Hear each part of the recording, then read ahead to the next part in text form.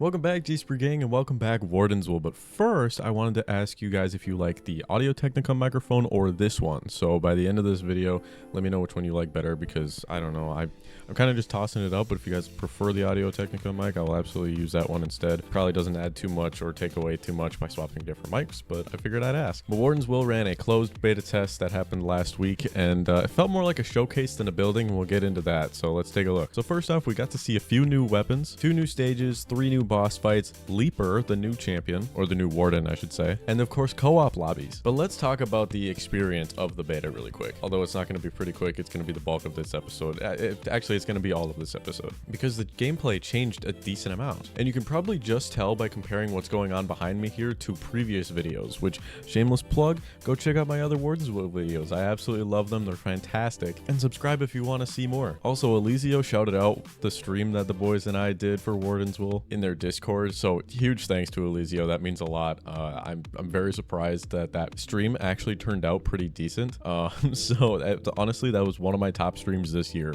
was that Wardens Will stream. So very glad that I could show you guys an actually decent stream. Anyways, back to thoughts. I first wanted to touch on enemy AI just really quick. Main point of focus is the super battle droid looking guy from Star Wars, obviously. Now, we're used to them kind of leading their shots, so wherever you're going, it's going to shoot where you're going, which is what we've seen in the past. But in this demo, they actually just shoot where you directly are at that time of them shooting. So it's pretty easy to dodge. It's in fact, I think, easier to dodge. Not a lot of enemies in games do this, where they lead their shots to where you're going to be going. It's a really cool system, and I was really impressed by it, and it added just like an extra level of difficulty. This was really the only super noticeable enemy AI change that I noticed. I just wanted to bring it up, because based on what we've seen in this game, I'm partial to them leading their shots, because it's just a super different and difficult mechanic to have to work with, especially when there's, I don't know, more than one of them on the stage just shooting at you at the same time. Now to my second point, there seems to be a lot more downtime, which may or may not be a good thing, may or may not be a bad thing. It's all where Elizio wants to take their game, so it's obviously completely on them. So what do I mean by more downtime? There seems to be a lot more time left alone with your thoughts, and granted, the game has 2 more stages, so it's going to be taking longer as is. So previously we're used to just one stage, you're in and out, you can go down. Apparently people are were beating the previous demos in under 5 minutes. I think that's kind of insane, but probably for an average gamer like myself, probably take about 10 to 14 minutes, which is still a sizable, good sized run, I think, because you're not finishing it too quickly, you're not finishing it in such an extreme amount of time like Risk of Rain, where it's going to take like 2 hours, which again is a complete toss-up. Maybe they want to take it to longer runs, maybe they want the ability to take it to longer runs with introducing something like Endless, which is totally fine. I'm just gonna be playing Wardens Will either way, but I'm just used to like the 10-minute run. So again, with being left alone with your thoughts, the previous demos, there are a lot of enemies almost all of the time. You wait like 2 minutes and you're just going to be seeing enemies every single direction you look, which granted, the area that they spawn is more based around you versus the entire map, which is pretty different, which even in games like Risk of Rain, they're not going to be spawning on the complete opposite side of the map, because that's just stupid. But in this beta, they seem to take their time in between spawns more so than they did in the previous versions, which more or less sets up for a longer run, which is totally fine, and honestly where I expected Wardens Will to take their runs to, because we're not going to stay on one stage forever. We're not going to keep that one stage as the only stage. We're gonna beat the stage, we're gonna go on to another stage, and we're actually going to meet a single boss in between each of the stages, which is a pretty cool concept. So here's, in my eyes, the 2 directions that Wardens Will can take. Any spawns could opt for a more conserve rate and ramp over time, where it is similar to Risk of Rain, and more similar to what the current build is, or the most current beta is, where enemy spawns at the beginning are kind of scarce, but then they obviously ramp up, and by the time you get to the 3rd stage, you're almost not left alone. I do think that granted, the only time I made it to the 3rd stage is when I was in co-op, so there were 2 other people on the field with me, but I was able to still find myself catching a break and running around looking for rock enhancements. I don't even know what we would really call them on top of your augments. Or we can opt to what we're familiar with, where at 3 minutes you're just always fighting, which it's good and bad, because one, it's overwhelming, it feels more like a 3rd-person bullet hell, which is a completely different game mechanic, because at that point you're stuck in combat. That becomes a weird thing to balance, because you're also trying to get augments, and then like your health crystals, your shield crystals, your damage crystals. But it would also set up for shorter runs, which shorter runs, yes, could be good, but being able to draw out the runs, it feels better in some aspects, because especially with the augments, you ramp yourself up and then you become more powerful. Whereas if you have a shorter run, you know, there's not a lot of room for improvement. It's mostly just based on skill. But here's the main reason that higher enemy spawn rates are important, because you have to charge these transmitters, and these transmitters aren't cheap to charge. I don't know how many exactly, but it's tens of crystals. I used to know in the previous betas, I want to say they're around 40. I could be completely wrong. That means you have to kill 40 enemies in order to charge one transmitter, which can take a while, especially on the first stage within the first couple of minutes. So speedrunning is not completely out of the question, obviously, but it doesn't feel as fast as the previous versions. We do find ourselves hanging around these transmitters for longer than we normally did, waiting for enemies to spawn so we can charge a transmitter, go on to the next one, wait around for some more enemies to spawn, charge a second transmitter, and do the same thing for the third one.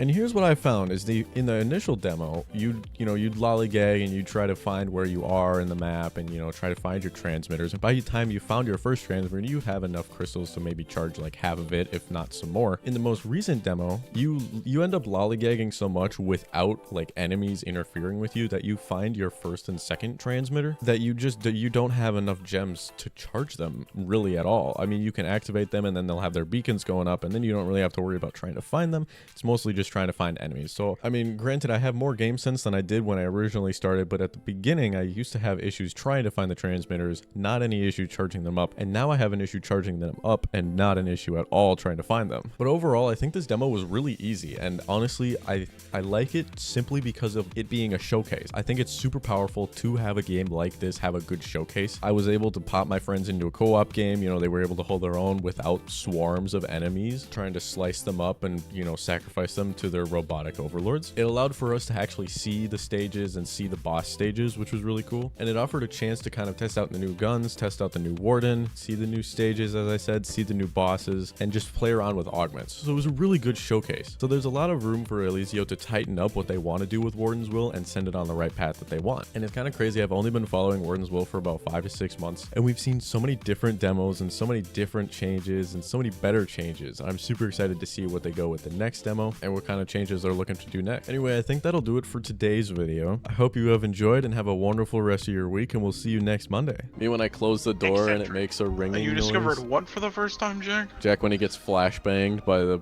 middle school police officer. When did that happen? In middle school.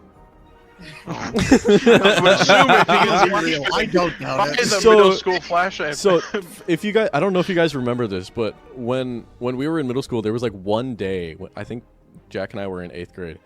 We had to go into school. Before we walked into school, we had to stop. There were like some teachers and some police officers, and they had to check our backpacks for whatever reason. It was like a random backpack check, except they only ever did it once. And if they found something, but if they found something they didn't like, they pulled out a live flash grenade and threw you into basically, you know, like when people live around bears and they have to build like a little hut to put their garbage cans in, otherwise the bears will get them. Oh yeah. So they basically put the student into those, and then like trigger a flash grenade, throw it in, and close the door.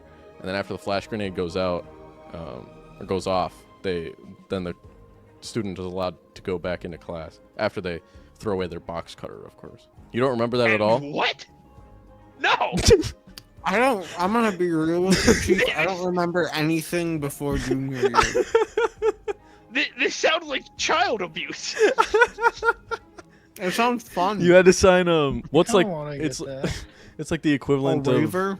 Yeah, it's like the equivalent of a field trip slip. They had to sign an NDA. Yeah. To sign a waiver and you get a free flashbang IRL. So is that only you're thinking of a something you liability didn't like? release or a waiver? Jack? That wasn't your first experience with tinnitus?